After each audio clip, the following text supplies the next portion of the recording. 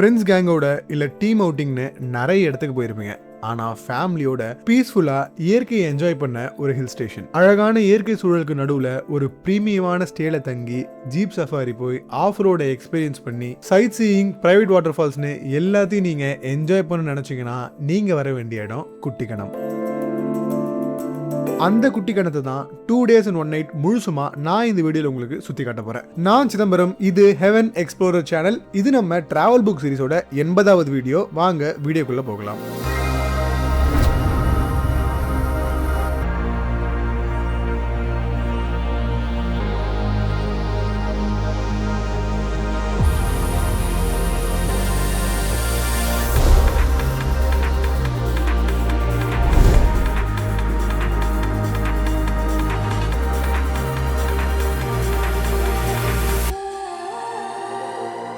சென்னையிலிருந்து கிளம்பின நாங்கள் காலையில் போல் கோட்டயமை ரீச் பண்ணோம். சென்னையிலிருந்து குட்டிக்கணம் கிட்டத்தட்ட 600 கிலோமீட்டர் தூரத்தில் இருக்கு. நீங்கள் பப்ளிக் டிரான்ஸ்போர்ட்டில் வரணும்னு நினச்சிங்கன்னா ஒன்று நீங்கள் குமுளிக்கோ இல்லை கோட்டயமுக்கோ வந்துட்டு அங்கேருந்து நீங்கள் குட்டிக்கணமை ரீச் பண்ண முடியும். இதுவே நீங்கள் ட்ரெயினில் வந்தீங்கன்னா nearest railway station Kottayam and அங்கேருந்து 70 கிலோமீட்டர் தூரத்தில் தான் இந்த குட்டிக்கணம் அமைஞ்சிருக்கு. அண்ட் ரெகுலர் பேசிஸில் கோட்டயம்லேருந்து குட்டிக்கணம்க்கு கவர்மெண்ட் பஸ்ஸஸுமே அவைலபிள் இருக்கு. இதுவே நீங்கள் ஃப்ளைட்டில் வரணும்னு நினச்சிங்கன்னா கொச்சி வந்துட்டு அங்கேருந்து 90 கிலோமீட்டர் பயணம் பண்ணி இந்த குட்டிக்கணம் நீங்க அடைய வேண்டியிருக்கும். ஸோ கோட்டையம் ரீச் பண்ண நாங்க ஃப்ரெஷ் அப் ஆயிட்டு வண்டி எடுத்துக்கிட்டு நேரா ரீச் ஆனது குட்டிக்கணம் தான். அண்ட் அங்கிருந்து நாங்க முதல்ல போன இடம் ஒரு சூப்பர் ஹிட் படத்தால ஃபேமஸான ஒரு ஸ்பாட்டுக்கு தான். அண்ட் அந்த ஸ்பாட்டோட பேரு லாட்ரம் சார்லி ஃபிலிம் லொகேஷன்.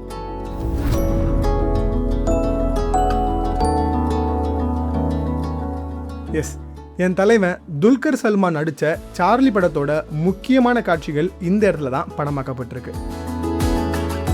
அண்ட் இந்த இடத்தோட பேர்லேருந்து தெரியும் இது எந்த படம்னு, அதுதான் சார்லி. நான்லாம் துல்கர் சல்மானோட ஓகே கண்மணிலேருந்து ஃபேனு. இன்ஃபேக்ட் நான் மொழிக்கு அடுத்தபடியாக அதிக முறை பார்த்த படம்னா அது ஓகே கண்மணி தான். ஸோ அவர் நடித்த சார்லி படத்தில் வந்த அந்த முக்கியமான சீனை இப்போ நம்ம போக போகிற இந்த குளத்துக்கு பக்கத்தில் தான் எடுத்துருந்தாங்க. அது எந்த சீனுன்னு தெரிஞ்சதுன்னா கமெண்ட்டில் மென்ஷன் பண்ணுங்கள். நம்ம அந்த குளத்தை ரீச் பண்ண கொஞ்ச நேரம் ட்ரெக் பண்ணி தான் போகிற மாதிரி இருக்கும். பட் போகிற வழி அவ்வளோ இதமாக இருக்கும்.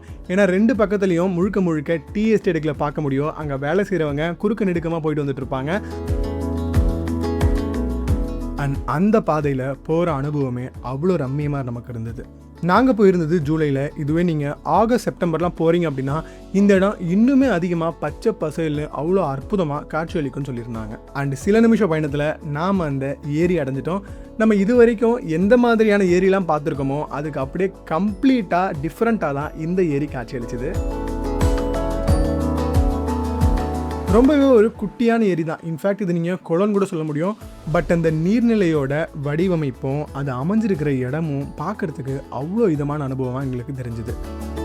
நீல் சதுர வடிவத்தில் ஒரு பெரிய நீர்நிலை, சுற்றி மரங்கள் நிறைஞ்சிருந்தது. அண்ட் மரங்களோட வேருமே அந்த குளத்துக்குள்ளே பாஞ்சிட்டு இருந்தது. சுற்றி மலைகள் சூழ்ந்து நடுவில் அமைஞ்சிருக்கிற இந்த நீர்நிலையை சுற்றி மரங்கள் நடுவில் நடந்து போகிற அனுபவமே அலாதியான அனுபவம் தான். ஸோ கொஞ்ச நேரம் இந்த அழகான இடத்துல நேரத்தை செலவழித்து முடிச்சுட்டு நம்ம அடுத்த இடத்த நோக்கி தான் நம்மளோட பயணத்தை தொடங்க ஆரம்பித்தோம். அது ஒரு ஆஃப் ரோட் ஜேர்னி. நம்ம ஜீப் எடுத்துக்கிட்டு தான் அந்த ஆஃப் ரோட் ஜேர்னியை மேற்கொள்ள போனோம். அண்ட் போகிற வழியுமே ஆஃப் ரோடாக தான் இருந்தது.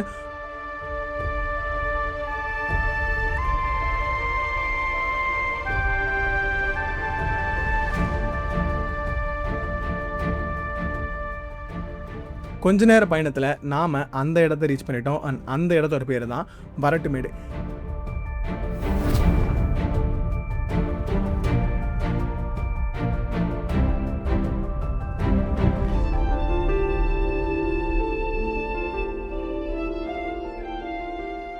இந்த இடத்த பார்க்கும்போது நம்ம காந்தலூரில் போன முருகன் மலை நமக்கு ஞாபகத்துக்கு வரும். ஏன்னா கிட்டத்தட்ட அதே மாதிரியான நிலப்பரப்பை கொண்ட இடம் தான் இது.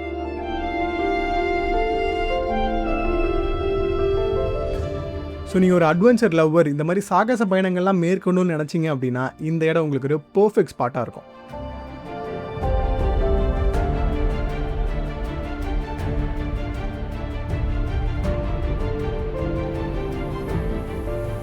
இந்த வரட்டுமேடோட இன்னொரு முக்கியமான ஹைலைட் என்னென்னா இங்கேருந்து பார்க்குற வியூ கிட்டத்தட்ட 180 டிகிரிக்கு அற்புதமான வியூ உங்களால் பார்க்க முடியும். இந்த பள்ளத்தாக்கை தாண்டி அடுத்ததாக தெரிகிற அந்த மலைமுகுடில் இருக்கிற அந்த மெடோஸை பார்க்குற அழகே அவ்வளோ அற்புதமாக இருக்கும்.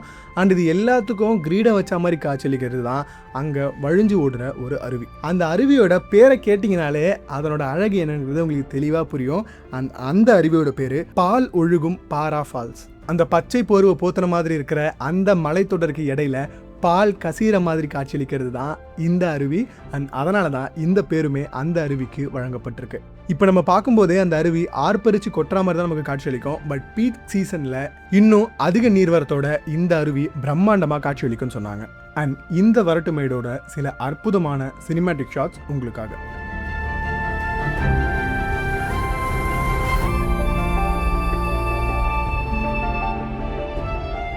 இந்த வரட்டுமேடிலிருந்து நடந்தே உங்களால் அந்த அருவியை ரீச் பண்ண முடியும். பட் அது 100% சேஃபே கிடையாது. அண்ட் நீங்கள் வரும்போது வனத்துறையிலுமே அதை உங்களுக்கு இன்ஸ்ட்ரக்ட் பண்ணி தான் அனுப்புவாங்க. குட்டிக்கணம்ல இந்த மாதிரி மக்கள் பயன்படுத்தக்கூடிய அளவிலான நீர்வீழ்ச்சிகள் நிறைய அமைஞ்சிருக்கு. ஸோ அதனால் காட்டுக்குள்ளே இந்த மாதிரியான இடத்துல இருக்கிற நீர்வீழ்ச்சிகளுக்கு போக்குறத முற்றிலுமாக தவிர்த்துருங்க. குட்டிக்கணம்னு இல்லை, வேறு எந்த இடத்துக்கு போனீங்கனாலுமே பெர்மிஷன் இல்லாத நீர்வீழ்ச்சிகளுக்குள்ளே நுழையாதீங்க. ரீசெண்டாக நாங்கள் போயிருந்தப்ப இந்த வரட்டுமேடு லொக்கேஷன் ஓப்பனில் தான் இருந்தது. பட் இது ஒரு ஃபாரஸ்ட் ஏரியாங்கிறதுனாலையும் இப்போ மான்சூன் ஸ்டார்ட் ஆன காரணத்தினாலும் டெம்பரரியாக இந்த இடத்த விசிட்டர்ஸ்க்கு க்ளோஸ் பண்ணி வச்சிருக்காங்க. ஸோ நீங்கள் போகும்போது ஓப்பனில் இருந்தால் அந்த இடத்த உங்களால் பார்க்க முடியும். அண்ட் அப்படி இல்லைன்னா இதுக்கு ஆல்டர்னேட் பிளேஸ்க்கு உங்களை கூட்டிகிட்டு போவாங்க. ஸோ இந்த இடத்துல முடிஞ்ச அளவுக்கு நேரத்தை செலவழிச்சுட்டு இப்போ நாம ஸ்டேக்கு தான் போயிட்டு இருந்தோம். அண்ட் போகிற வழியில் நம்மளால் இந்த மாதிரி மான்களையும் குறிப்பாக பார்க்கிங் டீர்ஸையும் பார்க்க முடிஞ்சது.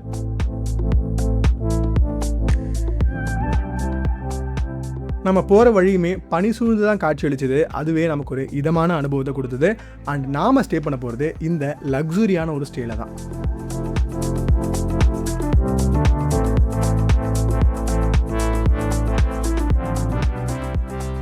இந்த ஸ்டேக்குள்ள நுழையும் போதே இந்த இடத்தோட பிரீமியமான ஃபீலை உங்களால் உணர முடியும். இந்த ஸ்டேவை பொறுத்த வரைக்கும் இது ஒரு கிளாஸியான ரெசார்ட் ஸ்டே.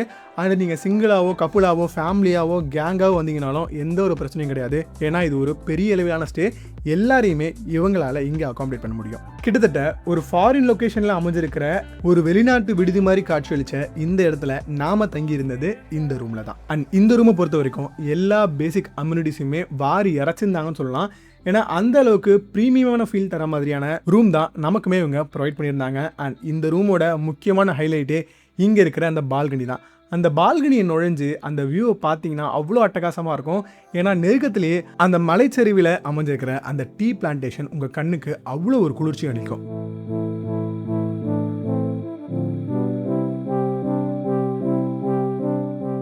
ஸோ இந்த ரூமில் கொஞ்ச நேரம் ரெஸ்ட் எடுத்துகிட்டு அடுத்த இடத்த நோக்கி தான் நம்ம பயணம் பண்ண போகணும். அப்படி நம்ம போன இடம் தான் பரந்தும்பாரா வியூ பாயிண்ட்.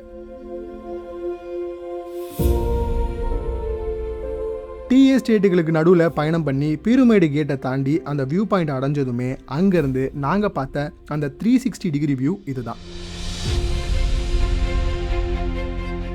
இந்த பருந்தும்பாராவை இவங்க ஈகிள் ராக்னு அழைக்கிறாங்க. அதுக்கான காரணம் என்னன்னா இந்த வியூ பாயிண்ட் முனையில் இருக்கிற இந்த பாறை அமைப்பு கிட்டத்தட்ட பருந்து மாதிரி காட்சியளிக்கும். 360 டிகிரி வியூ மட்டும் இல்லாமல் இந்த வியூ பாயிண்டோட இன்னொரு பிரத்யேகமான சிறப்பம்சம் என்னன்னு கேட்டிங்கன்னா இந்த இடத்துல இருக்கிற மிஸ்ட் கவர். எப்போ மிஸ்ட் கவர் ஆகும் கவர் ஆகாது, இல்லை நீங்கள் மிஸ்ட்டுக்குள்ளே நுழைஞ்சிங்கன்னா எப்போ விலகி போகணும்னு உங்களால் கண்டுபிடிக்க முடியாது. அந்தளவுக்கான ஒரு அன்பிரெடிக்டபிள் கிளைமேட் தான் இந்த இடத்துல நிலவும். அண்ட் அந்த பரந்தும்பாறையோட வியூ பாயிண்டை ரீச் பண்ணுறதுக்கு இந்த மாதிரி சரிவில் இறங்கி அப்புறம் மேடில் ஏறி தான் அந்த முனையை உங்களால் அடைய முடியும். பட் உங்களுக்கு உயரம் பயம், இந்த மாதிரியான சரிவான இடத்துலலாம் ஏறி இறங்குறது கஷ்டம்னு நினச்சிங்கன்னா இங்கேருந்தே நீங்கள் அந்த வியூ பாயிண்ட்டை பார்த்து ரசிக்க முடியும். பட் நம்ம எக்ஸ்ப்ளோர்லாம் சொல்லவா வேணும், அவர் பாட்டி இறங்குறது என்ன ஏறுறது என்னன்னு வீடியோ பார்த்துலாம் தெரியும். அங்கே ஒரு கப்பல் இறங்க அவ்வளோ தடுமாறிட்டு இருக்கும்போது இவர் பாட்டுன்னு இறங்கி அந்த முக்கில் ஏறி நின்று வியூ பாயிண்ட்டை பார்த்து ரசிக்க ஆரம்பிச்சிட்டாப்புல. அண்ட் எங்கே எக்ஸ்ப்ளோரர் பேசுனா அந்த வியூ பாயிண்டோட முனையிலேருந்து பார்த்த அற்புதமான காட்சிகள் இதுதான்.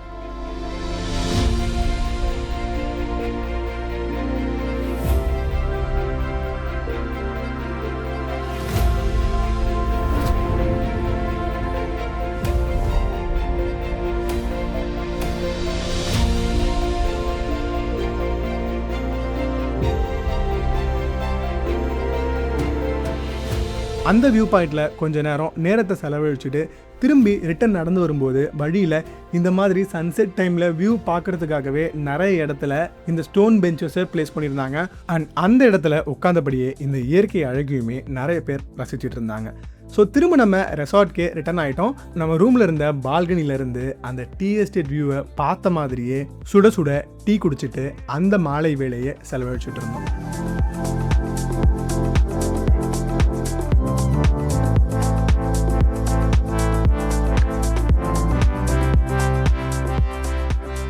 அண்ட் இந்த சன்செட் டைமில் நாம் தங்கியிருந்த இந்த ரெசார்ட் இப்படி தான் காட்சியளிச்சது.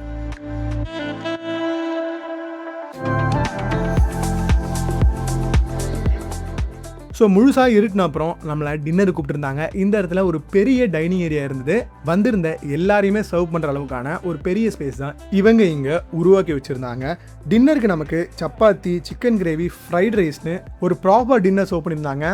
ஸோ வயிறு முட்டை அதை சாப்பிட்டு முடிச்சதுமே நம்ம டே 1 எண்டுக்கு வந்துட்டோம். டே 2 காலையில் சீக்கிரமாக எழுந்து ஃப்ரெஷ்ஷப் ஆகிறதுக்காக நாங்கள் போன இடம் ஒரு வித்தியாசமான இடம். என்னன்னா, இந்த ரெசார்ட்க்கு சைடில் ஒரு பெரிய ஃபென்ஸ் இருந்தது. அந்த பெரிய ஃபென்ஸுக்கு நடுவில் ஒரு பெரிய கேட். அந்த பெரிய கேட்டுக்குள்ளே ஒருத்தர் மட்டும் நுழைஞ்சு போகிற மாதிரி ஒரு சின்ன ஓப்பன் இருந்தது. அண்ட் அது வழியாக நுழைஞ்சு தாண்டினதுமே நம்ம கண்ணு முன்னாடி விரிஞ்சது ஒரு ப்ரைவேட்டான சூப்பர் வாட்டர் ஃபால்ஸ். ஸோ நீங்கள் குட்டிக்கணம் வந்து ஃபால்ஸில் குளிக்கணும்னு ஆசைப்பட்டீங்கன்னா அந்த ஆசையை இந்த இடத்துல உங்களால் நிறைவேற்றிக்க முடியும்.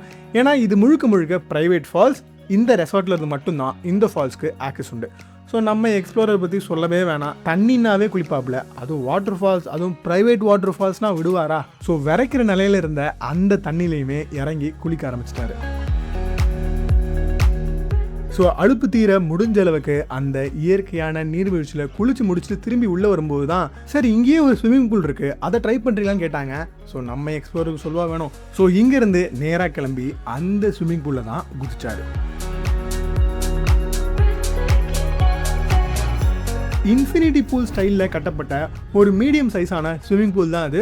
ஸோ நீங்கள் வாட்டர் ஃபால்ஸில் குளிக்க வேணாம், இல்லை குழந்தைங்களாம் கூட்டு வரீங்கன்னு நினச்சிங்கன்னா நீங்கள் இந்த இடத்துல தாராளமாக என்ஜாய் பண்ண முடியும். ஸோ இப்படி வாட்டர் ஃபால், ஸ்விம்மிங் பூல்னு மாறி குளிச்சு முடிச்ச அப்புறம் நம்ம நேராக போனது அந்த டைனிங் ஏரியாவுக்கு தான்.